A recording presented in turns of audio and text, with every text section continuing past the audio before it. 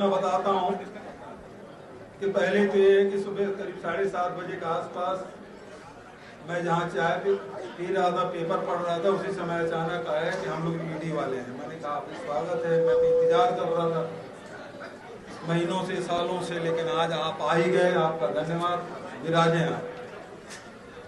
और उसके बाद कुछ लोग फिर यहाँ जहाँ मेरे परिवार के लोग रहते हैं, मेरी पत्नी, मेरे बच्चे, बेटा बहू सब निवास करते हैं इधर इस ब्लॉक में, तो यहाँ कुछ लोग गए थे। कुछ देर बैठे रहे, फिर मैंने कहा कि आपके पास कोई सर्च वारंट है? तो उसके बाद एक अधिकारी उसमें से गया और उसके बाद 5-10 मिनट बाद जो आहूजा जी हैं, जो आईओ हैं, जो बड़े अधिकारी होंगे, इनके मुझे उसका पद नाम नहीं मालूम, लेकिन वो आए, बोले कि हमारे पास सर्च वारंट 1/7 का है और ये किसने है? मैंने कहा भाई रमन सिंह जिस समय इसको नगर निगम में जब ऐलान किया था तो ये ब्लॉक मैंने लिया था। तो ये अलग ब्लॉक है, पूर्व मुख्यमंत्री का ये यहाँ ऑफिस कार्यालय है। तो फिर कहा कि आप तो यहाँ बैठें, हमें सर्च वारंट मिला है, उस ब्लॉक का है और हम यहाँ नहीं करेंगे। तो मैंने कहा कि मैं जा सकता हूँ विधानसभा? फिर उन्होंने कहा कि न जाए तो ज़्यादा अच्छा है। तो वो सब वो लाइन जो है वो कहने का मतलब है कि मत जाओ। फिर मैं रुक गया, फिर फ़ोन वगैरह मांगे, मैं बोला फ़ोन तो नहीं दूंगा आपको। तो बोले फ़ोन में कहीं बात मत करिए, मैं बिल्कुल बात नहीं करूँगा। उसके बाद यहाँ घर में सर्चिंग शुरू किए। यहाँ मेरे घर में मेरी पत्नी, 3 लड़कियाँ, एक बेटा, बहू और उसके बाद पोता भी है, नातिन भी है, नाती भी है।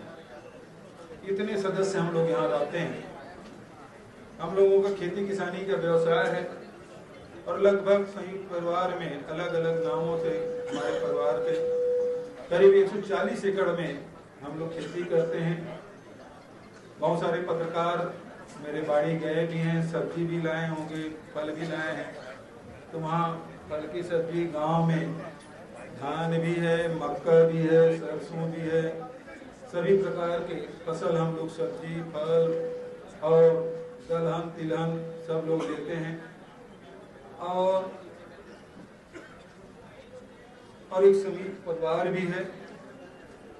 अभी ईडी ने जितने भी हम लोगों ने हमारे यहाँ दस्तावेज जो लिए, उसमें मैंने जैसे कहा कि एक मंतूराम और पुनीत गुप्ता के बीच में 10-15 करोड़ की जो लेन देन की बात हो रही थी वो जब्त करके ले गए हैं पेन ड्राइव। और दूसरा अफसाक सिंह के नाम से जो सलेट कंपनी था और उसमें 10 रुपया शेयर में करोड़ों का उसमें कंपनी खड़ा किया था, वो पूरे कंपनी की कापी पड़ी हुई थी। फिर बालको खिलाफ जो केस किया था वो फाइल भी था, कुछ सीएम मैडम वाला जो फाइल था वो भी पड़ा हुआ था। बहुत सारी फाइलें थी, पलट के देखते रहे। जब शुरू करते थे तो बड़ा खुश होते थे, लेकिन जहाँ रमन सिंह का नाम या सीएम मैडम का नाम या अफसाक सिंह का नाम या मंटू पवार का नाम देखते थे तो हाथ पैर फूल जाते। तो यहाँ जितने भी हमारे यहाँ सोना चांदी बिल्कुल नहीं ले गए, क्योंकि जितना डिक्लेयर हुआ था उतना हमारे पास था, वो सारे उसको देख के छोड़ के गए हैं। कोई 25-30 लाख रुपया, करीब 33 लाख ऐसा कुछ बता रहे थे, 33 लाख रुपया नगद मिला अलग अलग लोगों से, पत्नी से, बेटे से, बहू से, बेटियों से सब मिला। तो हम लोगों के पास खेती भी है और खेती के अलावा डेयरी भी है, तो इसमें स्त्री धन भी है, तो वो कैश इन हैंड भी है। तो हमने कहा इसको लिखित में आपको जवाब दे देंगे। मुश्किल के 30-33 लाख रुपया ही हमारे घर से ले गए थे और बड़ा माहौल बनाया गया था, नोट गिनने की मशीन लाई गई है। तो 33 लाख गिनना कोई बहुत बड़ी बात नहीं। मेरी बहू ने कहा उसके पहले शादी के पहले बैंक में काम करती थी, इसको तो मैं गिन देता हूँ सर, क्यों मशीन बना रहे हो। तो लेकिन मीडिया हाइप लेना था, मशीन आई है तो दिन भर वही चला, मशीन आई है। लेकिन कुल मिला के 33 लाख मिला। 150 एकड़ की हमारी खेती, 2 फसली भी है और आधुनिक खेती भी हम लोग करते हैं। तो मैं नहीं समझता कि बहुत बड़ी राशि है, स्त्री धन भी है, स्त्री धन भी है, सब कुछ होने के बाद ये कोई बहुत बड़ी राशि नहीं है। लेकिन मैंने उनसे एक सवाल अभी पूछा, आप जांच करने आए हैं, पूरा घर खंगाल लिए, मतलब पत्नी का अलमारी, बहू का अलमारी, लड़कियों का अलमारी, बच्चों के जो कपड़े हैं उसको सब तर करना शुरू किए। तो सब अभी अब ठंड समाप्त हुआ तो जितने गर्म कपड़े हैं उसको सब दीवान में भर के रखे हैं, उसको सब खोल खाल डाले, मिला कुछ नहीं। तो मैंने अभी जाते जाते उनसे पूछा ECIR नंबर क्या है, तो बोले कोई ECIR जांच की बात नहीं करता। तो इससे स्पष्ट होता है कि अब विधानसभा में सवाल पूछना अपराध हो गया है। कवासी लखमा ने सवाल पूछा, 8 दिन के अंदर ईडी चला गया, जबकि शराब घोटाले की जांच 3 साल से चल रही है। अभी तक के फाइनल रिपोर्ट सबमिट नहीं कर पाए हैं, चार्जशीट फ्रेम नहीं कर पाए हैं, गवाही होने की बात तो दूर, 8 दिन के भीतर में उसे जेल में डाल दिया। मैंने विजय शर्मा से गरीब लोगों के आवाज का प्रश्न पूछ दिया, सब साथी थे, 8 दिन भी नहीं लगा, चौथे दिन मेरे घर में पहुंच गए।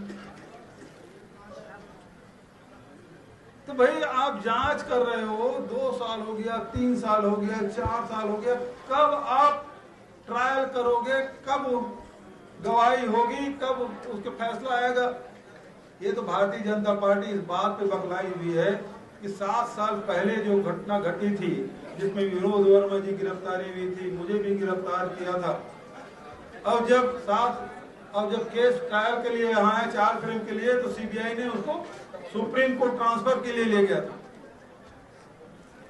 जब सरकार बदली तो उन्होंने केस विड्रॉ कर लिया, केस फिर यहाँ आया। अब जब चार्ज फ्रेम करने की जब बात आई तो मुझे डिस्चार्ज कर दिया गया, वो भी सेंट्रल एजेंसी CBI है। और इससे भारतीय जनता पार्टी बेहद बखलाई है। मैं कोई कमेंट नहीं किया था, मैं तो केवल एक लाइन लिख दिया था, सत्यमेव जयते। लेकिन आज जिस प्रकार से कार्रवाई इन्होंने की है, वो ये बौखलाहट है इनका, और ये प्रदर्शित करता है कि ये 2 कारण से बेहद उद्वेलित हैं और वो किसी सीमा तक जा सकते हैं। और इस आधार पर मेरे घर में सर्चिंग की गई, सारे संपत्ति कुल मिला के 32-33 लाख रुपए ले गए हैं। उसका हिसाब हम लोग दे देंगे, कोई बहुत बड़ी बात नहीं है। इतना बड़ा परिवार है, 140 एकड़ में खेती करते हैं, ये कोई बहुत बड़ी राशि नहीं है, लेकिन उतना ही राशि ले गए हैं। तो ये स्थिति है, बखलाहट में कार्रवाई। गर्मियों की छुट्टी होने वाली थी, मेरे पापा आने वाले थे, तो हम लोग सभी खुश थे। तो मैं बेड पे चढ़ के डांस कर रहा था, लेकिन वो पहले ही आ गए। फ्रीज तो मैं उस समय तो कंटिन्यू नहीं कर सकता था, तो फ्रीज फ्रेम टाइप का हो गया। कसम पैदा कर